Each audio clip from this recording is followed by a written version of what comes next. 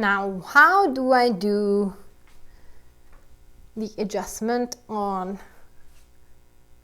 the shear? Now, I grab one row first, and this is a little time consuming, but it's still worth it. I grab one row first, make sure that the plier is by the little corner where the pins bend, and I just open it up a little like that. This side needs a little bit more adjustment. Awesome. And one row is kind of done. Nice. Let's see. I'm gonna need to make it in two parts because this little thingy needs a little bit more room. So the main thing is you need to adjust the plier to the little corner where the pin bends and open it up a little bit. I move the plier this way, so it's going to open up the pins. Other row. I'm going to do this side, and then you're going to see the difference, and then you can do the same thing with yours. Awesome. Now there are 2, 4, 6, 8, 9 more rows to go. So I'm probably gonna speed up the video and see what's going on. There we go. Awesome. You can totally do it with your fingers. It's not that time consuming, but it's definitely faster with this guy, that's for sure, and less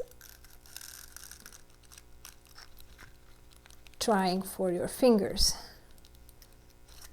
Okay.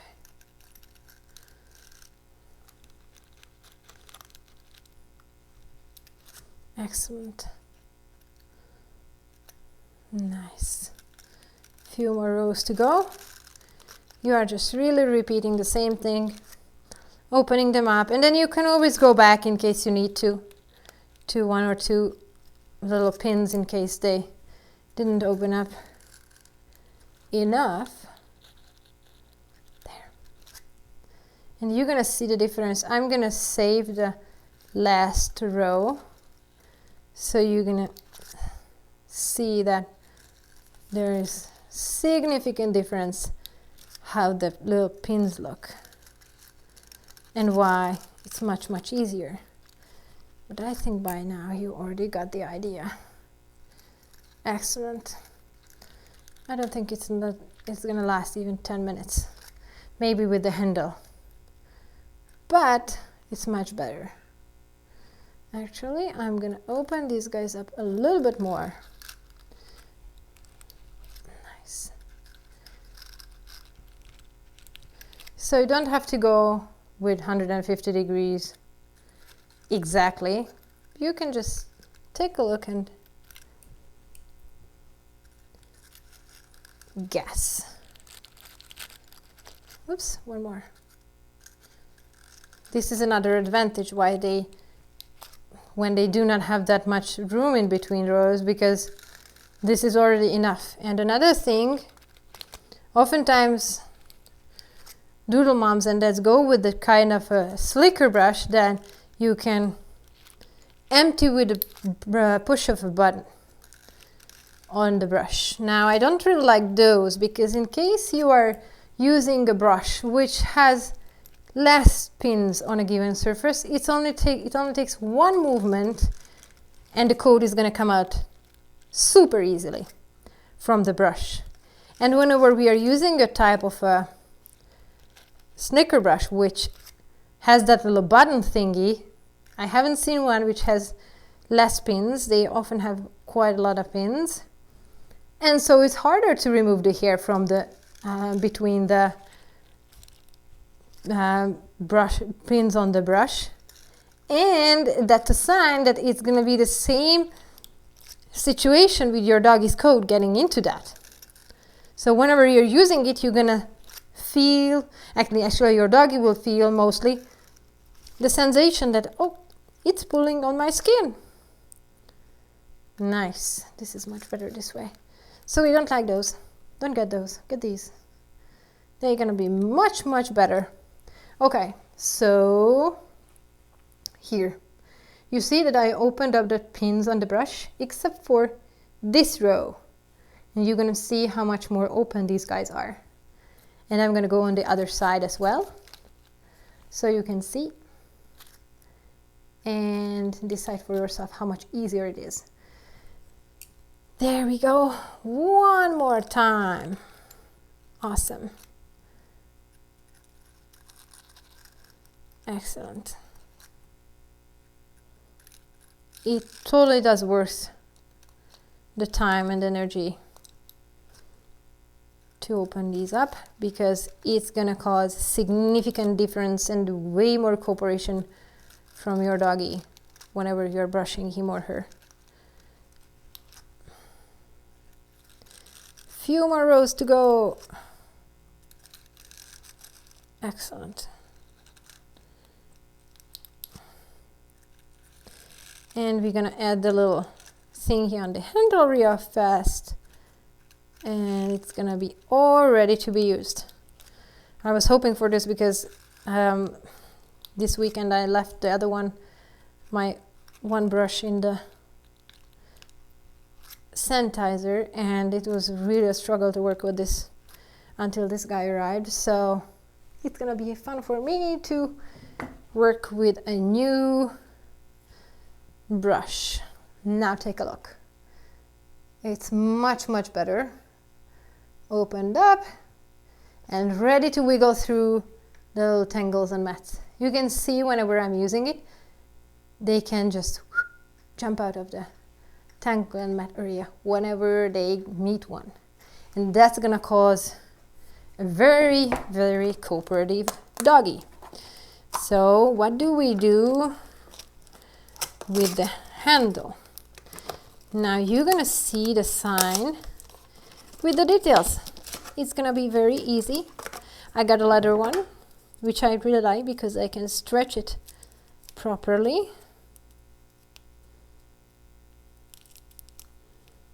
Nice. Good.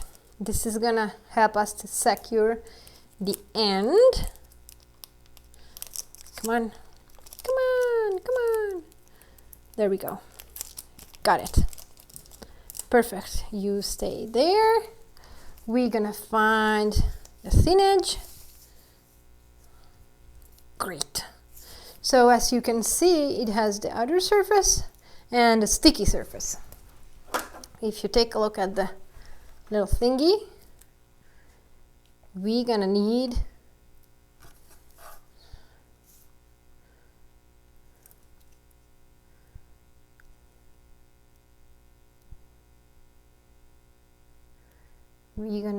to start from here.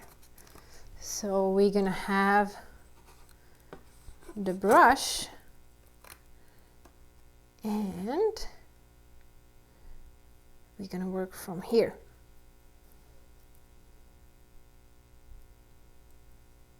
Right?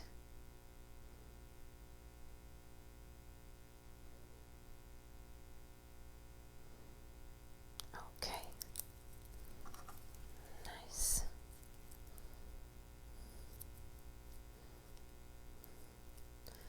Actually, let me just double check, because I think this is gonna be the way.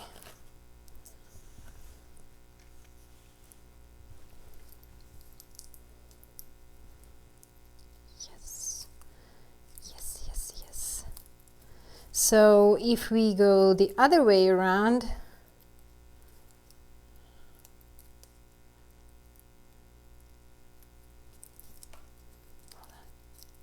it's going to be much easier whenever you're going to get the handle there. Nope. This way. So, just as on the image, we are going this way. So the way I like to start is I remove a little piece from here and I put it this way.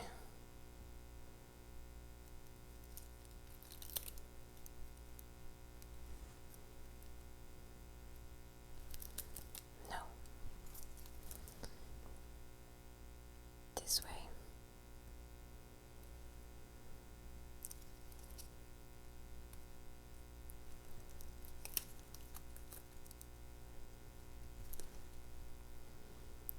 It's funny because it's always a little bit of dilemma for me to do it since I'm not playing tennis and I have no idea how they do it. But this is the way I'm gonna do now and it looks good. So, I'm not sure how much you can see, but I'm using quite some pressure and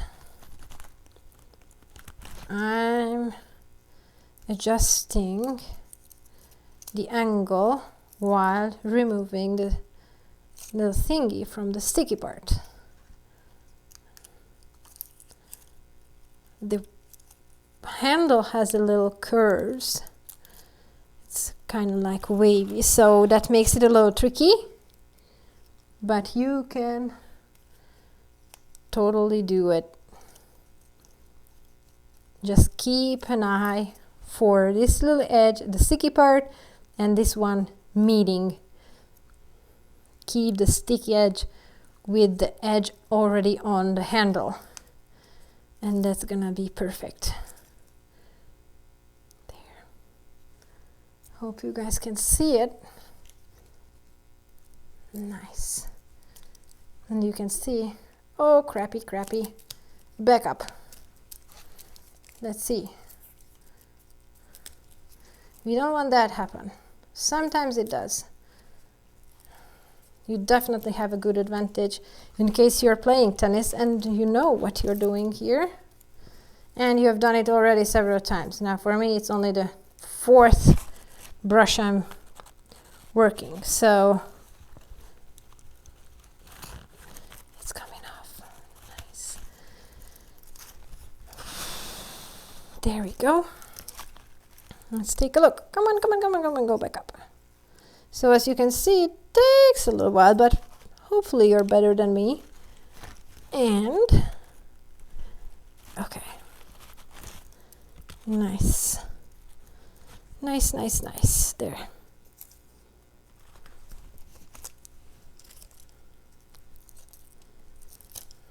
Excellent. This way. Great. Now it's gonna work better. It's gonna work better. And as you can see, when you make a mistake, you can go back. So I'm glad this little thing happened, so you don't think like you have to get it right for the first try. Nope. It's gonna be perfect. Nice. So whenever you get to this end, I like to squeeze it under there and move it up. And oops, my hair got stuck in the thingy here. And there we go. And I'm just gonna cut it. Nice. With a regular shear, let me grab one. Hope the cord is gonna be enough. This is one of my old shears. And I just cut it.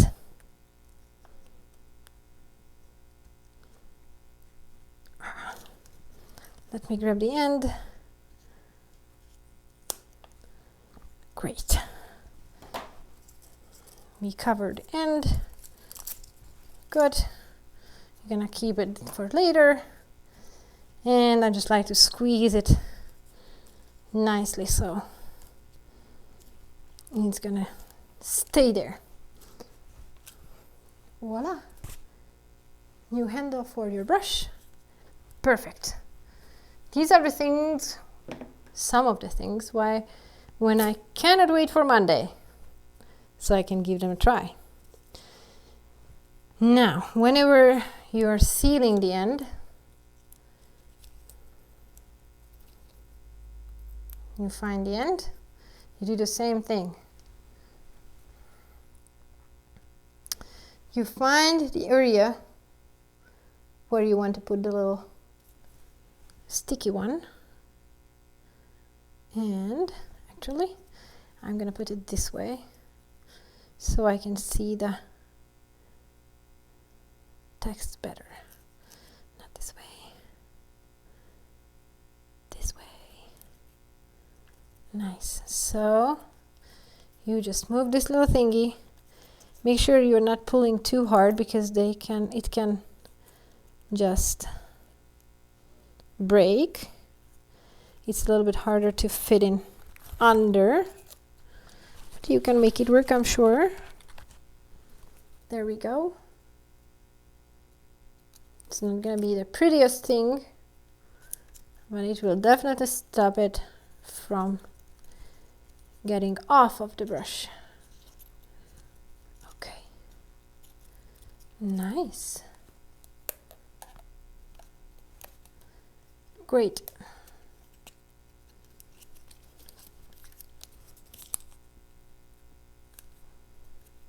Awesome. Nice. There we go. Your new brush working its magic. And it didn't took us for too long to get this result. Now if you're working on a puppy, I like to season the brush in a way that you move it on your skin with your fingers like this. That way you're going to be able to work your experience as well, and to get a better understanding of how much pressure you can use on your doodle, which is still comfortable. So I like to play around with the pins a little to loosen them, and then give them a go on the doodle themselves.